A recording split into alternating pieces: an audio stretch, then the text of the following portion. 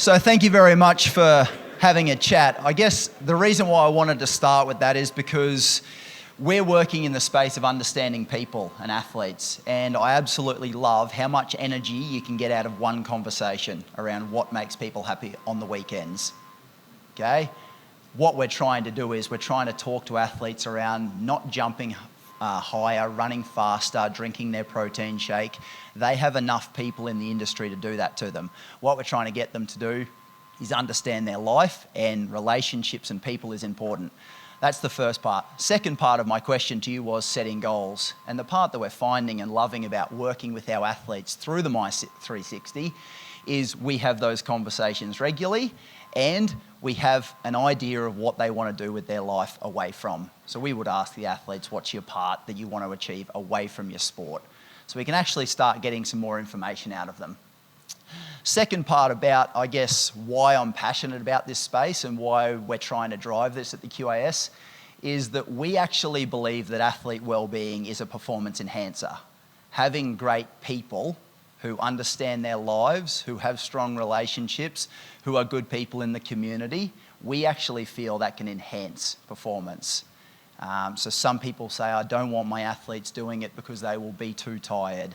I don't want my athletes doing it because they've got training this afternoon. That will come, absolutely no doubt, but we actually think that this can increase performance, not decrease performance. So that's an important part of why we're trying to drive the My360. And the last part that I'll share out of today is, as I said, we work with 24 of those Olympic, Paralympic, Commonwealth sports, 600 athletes spread out all around Queensland. And for a sport, for example, like swimming, I work, my main sport that I work with now is swimming. I have 96 categorised athletes in Queensland in 33 different pools around the state. So it's very hard to just get a group of athletes to talk about their well-being, to run workshops with when they're spread over such a distance. And the My360 has allowed us to touch base with athletes far more regularly, to understand how they are, what they're doing, without actually having to sit with them every day or regularly because of the area that we cover. A few parts I've shared already, but athlete wellbeing is a priority for us, and it's been more and more of a priority for the Queensland Academy of Sport and the AOS now with the wellbeing and engagement group. We're trying to ensure that our athletes are satisfied and happy outside of their sporting arena. So as I said, we're never really talking to them about drinking a protein shake or lifting heavier in the gym or running faster. We're assisting in that, but we're not telling them about that as much. We want them to be happy and fulfilled athletes away, which can increase their performance.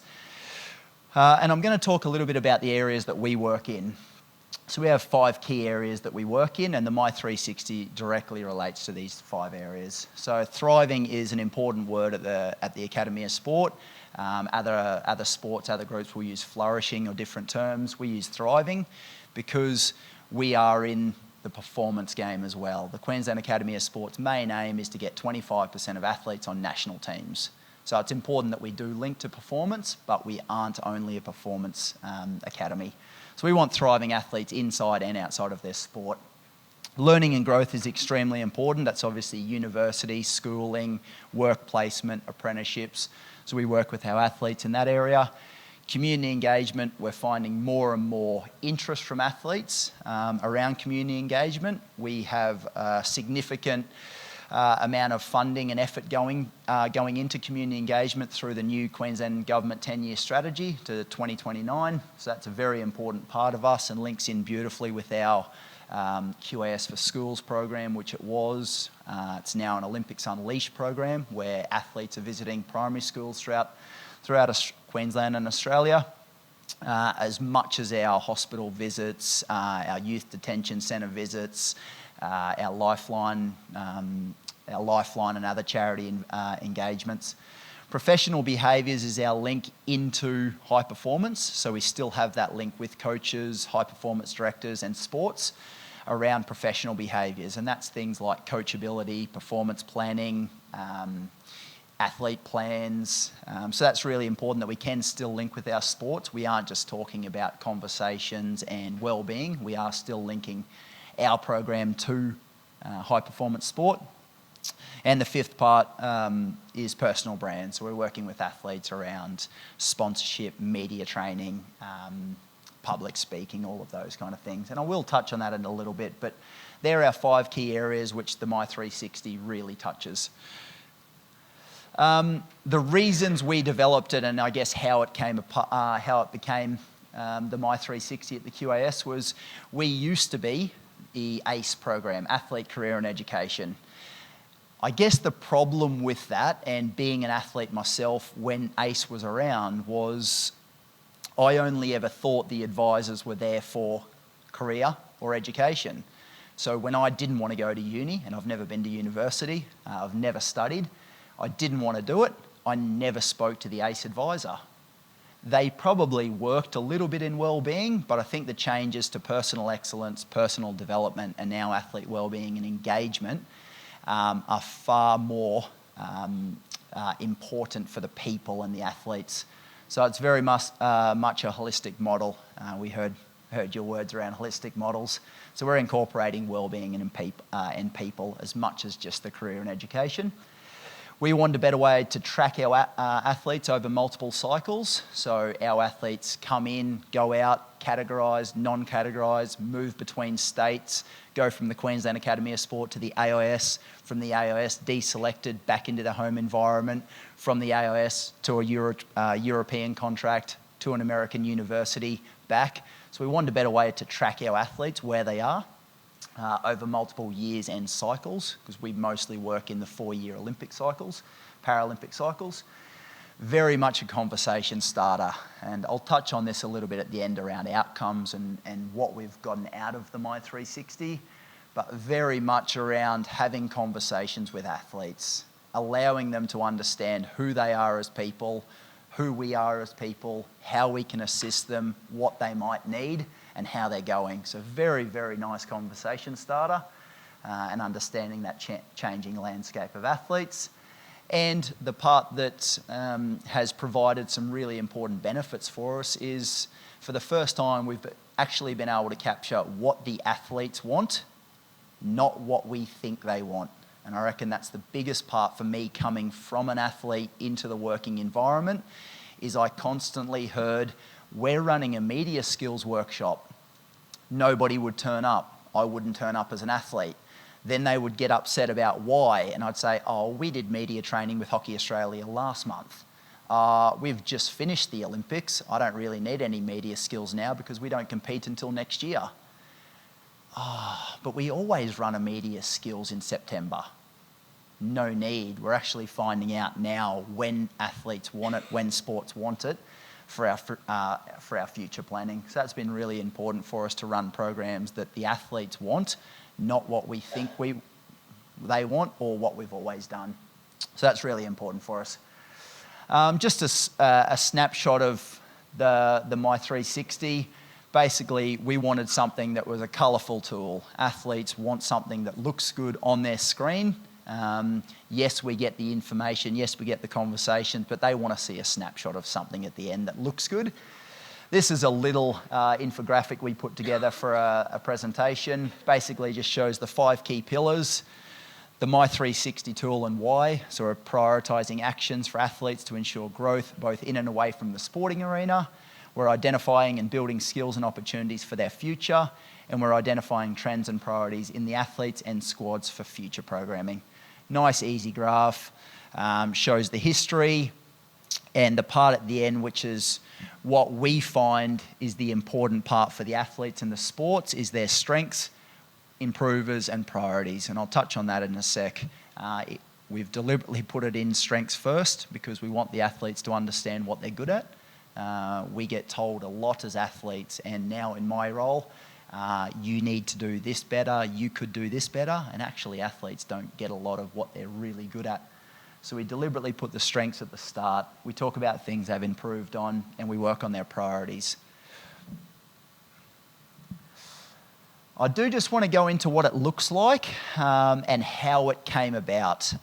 So at the start of 2017, a working group got together, the senior in personal development, Adam Walno, former NRL player, the sports psychologist lead at the QAS, the high performance director, and a couple of others in and out, got together on a way that we could provide something more to assist us in all of this information we're trying to get. Why I guess we got a group together that was different, multifaceted, was because we wanted to actually understand the importance around language and how an athlete will read a question compared to what they actually think about it. So we actually put quite a lot of effort over about a 10-month period. This program, the My360, took for development around simple things like language. If you say to an athlete a word that doesn't work for them, so we went through a range of different areas, how we could word it. Do you do a 1 to 10? Do you do a 1 to 5? Do you do a sliding scale? We found it really challenging because a lot of different opinions, a lot of different people's ideas from multiple different sports, from multiple different areas. But we came to a way where we got a list of questions that we thought were fairly valuable. It was 27 questions in the My360 under those 5 key pillars. And it's 1 to 4. So that's all it is. 1 to 4 is the answer. 1 being no or limited ability, right through to yes, fully functioning support network or similar. Yes, I regularly use the services available in QAS PD. No, I have no access to QAS personal development services, minimal. So we put a fair amount of effort into what was behind the scenes. And I guess after that 10 months of planning, we got to an area where we thought was pretty good. The missing part was when I became far more engaged and involved in this process was we can collect, and you guys know it, you can collect as much data on athletes as you like, but if there's no follow-up around why are you doing it and how will it help me and what can I get right now, the athletes will end up not doing it. So what we've come up with, the big part, is the programs or the resources you can see just here underneath. And that was the part that was missing for me when I took over as the senior. I said, I'm happy to do this and I absolutely love the questioning, but we need something to give the athletes right away. Some things we can reply straight away, like time management planner, we can send them straight away within a day. Here's a time management planner that we use. Let's sit down and work through this together. The mental health referral network through the AIS, we can send them all of the details of contact people. We don't give them the psych support right there and then that they may need, but we pass it on to the professionals. Sleep review or assessment plans. We've got a 1-pager on good sleeping environments, meditation and relaxation apps. So we've got resources that are actually behind things that the athletes want. And the important part of this is these things that are clicked on here with the time management planner and personal values assessment is not what I click on. This is what the athletes tell us they want. And again, just stressing on, it's really important that I can't tell an athlete, you need this. We need their buy-in. So these are resources that the athletes want to be given or access to. That's a little bit around how it works. The differences in the My360 that we're using at the moment is the athletes have access to it themselves. So they would go on their AMS and they would go through. It only takes them about 10 minutes to do the 27 questions. They only rate the sleep and their score. Then, within 2 weeks, their personal development advisor will be in contact and we sit together and we work out whether this is a priority action point moving forward, something that they have improved or want to improve on, whether this is a strength or whether this is not needed at the moment. So this is my version. What you see here is the advisor's version. The athletes is exactly the same, but they don't get to rate. They don't get to rate whether it's a priority or not. We do that when we sit with them and then go through their resources. So that's a little bit about how it looks. The second part, I guess, to this slide is what has come out of this now is the dashboard of the follow-up, and I'm going to show you in a sec. I did talk a little bit about the areas that we include in each one of our pillars, and they are all different for different sports, for different teams, for different organisations. And there's absolutely no problem with that. These are some of the key themes that we work in our 5 pillars. So you've got sport and life stress, and we actually feel it's different. When we work with athletes, the first 2 questions in the thriving section is how do you deal with sport stress and how do you deal with life stress? Because so many athletes are thriving in their general life, but they jump on the blocks and there's selection pressure, there's performance pressure. So we actually feel that sport and life stress is completely different. Support networks, downtime approach, sleep, services and values. We then go into the learning, We then go into the learning and growth, working with athletes around career planning. So we have a career card sort, which is working out what people are good at, what they're not good at, what organisations they're interested in, what fields they're interested in. So we're actually doing a lot of work on career planning. And the reason we're doing career planning is because athletes will all want jobs at different times for different reasons. Some athletes come to me, they say, Mark, really need a job. We go through this whole card sort, we go through the whole career planning, study progress. And I said, so what type of job do you want? Oh, mate, just get me a job, eh? Okay, so how many hours a week? Oh, I don't care, just get me a job. All right then, great. I got you a job packing boxes at Woolies. Oh, I'm not working at Woolies. I said, you told me to get you a job. No, like another job. Like I need money for rent and stuff. Oh, okay, I'll get you a job at Bunnings. No, I'm not packing boxes at Bunnings, like a better job. Okay, well, let's sit together and let's actually do some career planning. So we can actually work on athletes who want a job for right now, athletes who want future planning, and also different types of jobs at different times. Certainly the workspace is an interesting one for us because we are working with athletes who are very, very semi-professional for the large majority of athletes. Funding is minimal. They're doing things around sponsorship, but on small levels. Some of our highest profile swimmers and Olympic, Paralympic gold medalists are receiving some funding in different areas, but probably over 90% of our athletes would be very semi-professional, working part-time, around 15, 20 hours a week at the most, and competing. Certainly a big focus for us is around leadership because we actually feel, and what's come out of the My360 is we now run an emerging leaders program for our young leaders, and we run a high performance leadership program for the next tier. And what we've found out of this is so much around the choices that athletes make is around understanding themselves. A bit of self-awareness and self-leadership can promote leadership and performance in their own sport. So that's been a really, really nice couple of programs that we've just commenced. We go into community engagement, as I said. We've taken our community engagement from around 280 a year 2 years ago to we'll tick off on about 680 community engagements this year. We're up to 470 schools visited this year already with Queensland Academy of Sport athletes and about another 150 which are hospital visits, charity events, individual community engagement things, ambassador roles. So we're trying to really embrace athletes in the community, athletes being role models, the importance of sharing stories and being positive influence in the community, but also what we're finding back is the power of athletes being able to share that and how they feel when they do it. And I think that's one of the biggest reasons that we've grown community engagement, because we've stopped saying, you should do this. This is really important. Like, go out, go and do that event. To this is what athletes are telling us they feel when they do a school talk. This is what athletes feel when they're involved in a suicide prevention day. This is what athletes feel when they're an ambassador for RSPCA, for example.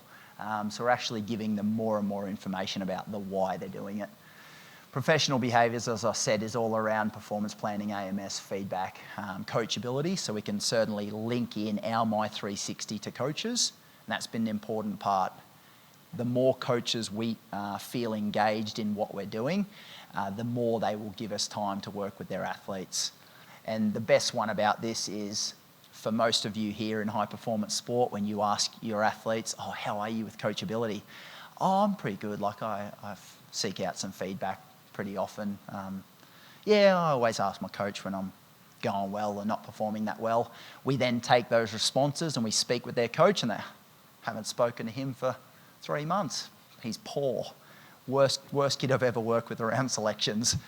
So we can actually work with the coaches around the feedback of athletes and coaches and what we're doing.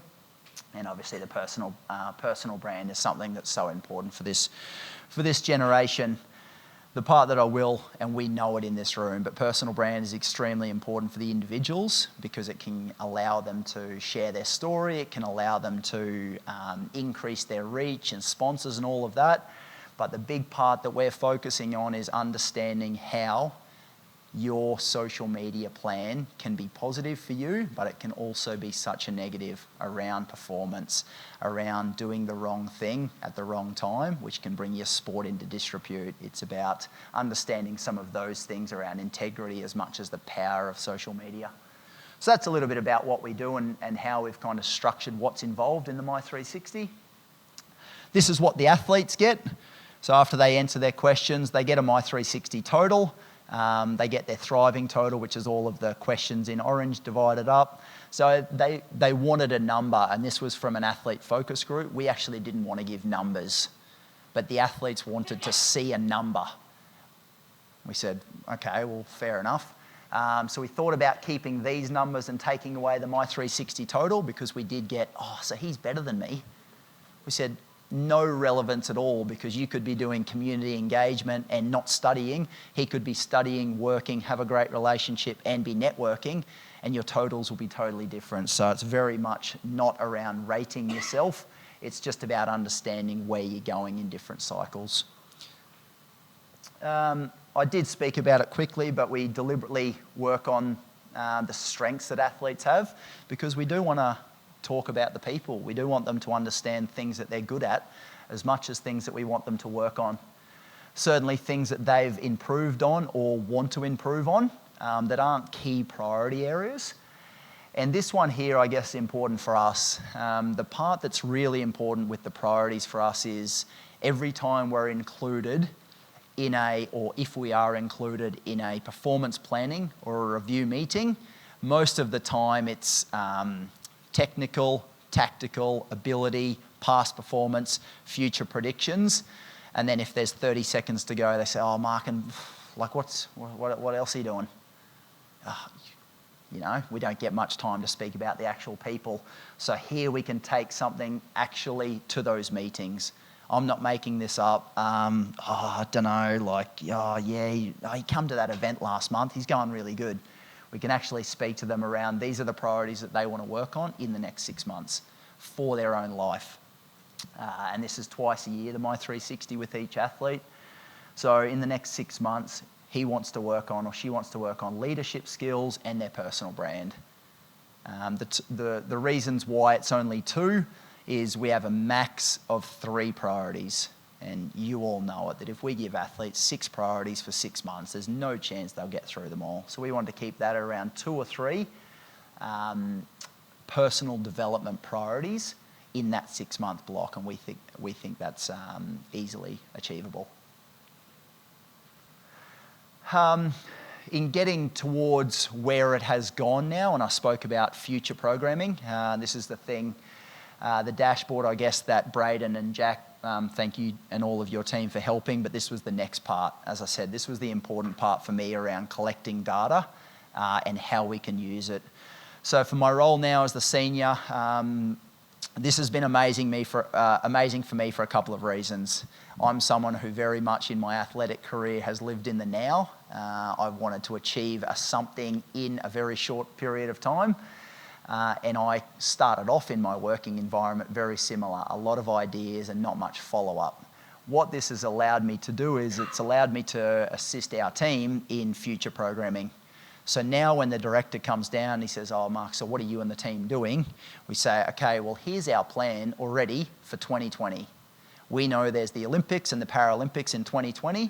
So pretty much from June till the end of September, we will have limited or no access to our athletes because they start traveling, start competing, start narrowing their focus.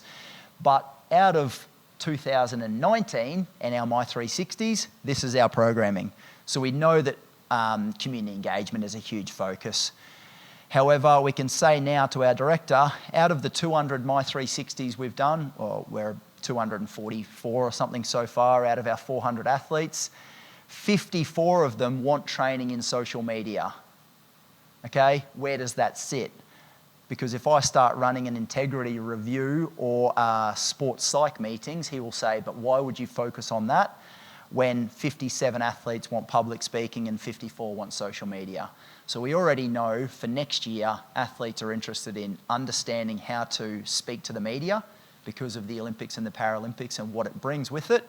And they're also engaged in sponsorship, public speaking, things like that, because they know that they may get more opportunities. So we already know in 2020, at the start of the year in March, and then again in May, we run media skills training, social media. I didn't show the whole thing, but on top of this is also a significant part around athletes sharing the difference between life and sports stress. So we've already been able to take back to the health team at QAS who work with nutrition, sports psych, clinical psychs. We've already been able to take back that athletes are thinking about 2020 already and the stresses around the sport. And that is competition, training, selection, deselection, retirement. So we've actually gone back and we've got a program and protocols and processes in place out of 2019's data for 2020. And for me in the senior role and for James and our team, this has been huge for us because we actually have some direction on what the athletes want. So that's been really important for us to have a dashboard. Out of this, we can click on the hospital visits tile and we can get those 83 athletes. So we can target athletes in terms of what they ask for. And we can also collect data which is gender, we can go age, we could go Sunshine Coast, Gold Coast, Brisbane in terms of regions. We can go on categorisation. So we get a lot of extra information out of each of these tiles. So instead of running a sponsorship workshop for 30 athletes, and out of those 30 athletes, there's 4 Olympic or Paralympic gold medalists, there's 10 kids who are just coming into the program. One kid wants a $20,000 sponsor, one wants 2 t-shirts and a hat, one wants a couple of protein shakers. We can actually run targeted workshops on sponsorship for Cat 1 athletes or Olympic, Paralympic medalists. So it's getting that targeted now because, again, I go back to this is what the athletes want. This is not what we want in terms of their life. And that's something that I absolutely love out of this. Some of the results so far, so significant increase in community engagement. The reason for that is because we have been career and education, in community engagement, we have been career and education for such a long time. So the athletes will still call us ACE, even though we've been personal excellence or personal development for 7 years. People still refer to our program as ACE. So we're actually able to share through the My360, we do community, we do sponsorship, we do media, we do mental health and wellbeing. So increased participation certainly in that in terms of the Queensland Government's strategy, but also what athletes know that we can provide. Very much a targeted approach to sports. So at the end of each 6-month block, James will send his sports an overview of hi Ben at water polo. I've just completed your 22 athletes in the water polo squad. Here are some of the important findings and here is what we will be working on with your program in the coming 6 months. Please let me know if you would like to be involved in any of these sessions, but this is what your athletes told me. So it gives us a really nice link to target programs for sports. Far greater relationships. I started off at the start, but it's amazing how athletes now knock on our door instead of walking straight past to the gym. And I absolutely love my personality type is I'll talk to anyone at any time about anything. I deliberately sit facing the door because I want people to interact with me. But the amount of athletes now who knock on the door and just say, hey, how you going? What's happening? Thanks for the chat last week. I'm now doing this. Could you help me with that? Has been significant. Very much, I guess hopefully you've gained out of it, but it's very much a proactive approach. So we want to be planning now for next year, not waiting for next year's Olympics or Paralympics to be gone. 7 athletes fall off the ledge in a media interview, and we say, oh yes. So we got that media skills training in October, 3 months after the Olympics when we needed it. So far more proactive rather than reactive planning. And the last part that I just thought I'd share is we're actually now in consultation with the AIS around this becoming a national tool. When I was working on this process back in 2017, Bennett King, the director at the time, he said, guys, I don't want you to wait for someone else to develop something. He said, go out. If you think it's going to be of high benefit, if you think it's going to provide and be influential with sports and athletes around their well-being and the people, go out and develop it. So we've actually gone out and done this. We think it's a tool that is of use with still some work to come, but we are working now at the AOS on this potentially becoming a national tool. And as I said, we're 245 athletes in. We've been running it for 6 months. We think it's something that is of great benefit. I do just want to finish up by saying that, I guess my takeaways around why this has been important is some of these, but also that we developed it, we designed it, but we also understand that it's far from the finished product. And again, to Braden and Jack and your team, the amount of emails that I send them, hey mate, can we change this question? Hey guys, if I added this, what would it do to that? Hey guys, if this became a national tool and New South Wales can't provide these resources, how could we work that? Hey mate, can you please add not applicable to this answer? Hey mate, what would happen if an athlete doesn't want to answer a question? So we've been to and fro a lot, and I guess my sporting journey showed me that if you stand still, you'll end up being dead, and someone will take over, someone will do something better, or someone won't like it. So this is a start, very much the best product, very much the end product, but something that we think is highly valuable for our athletes and sports. And that's a bit of an overview. So thank you very much for having me today.